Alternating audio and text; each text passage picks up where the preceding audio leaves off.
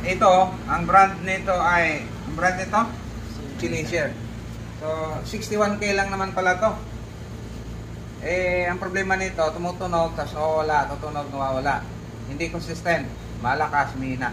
So, hininang natin yung mga possible, yung mga flex niya, wala namang nakita ang problema, ganun pa rin. So, hanggang yung IC, yung mga chips dyan, na-reheat, wala pa rin. Tapos, may ano tayo, unexpected na nahawakan natin tong trimmer.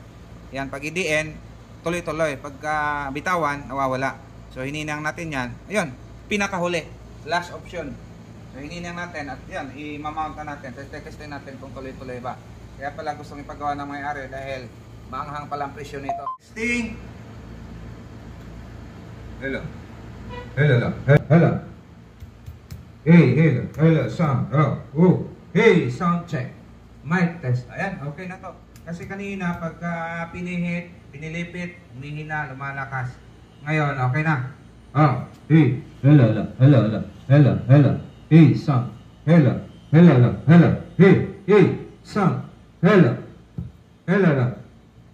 Hey, hello, sound check. Hey, hello. Hello, nahilo. Ayan, okay na. Alright.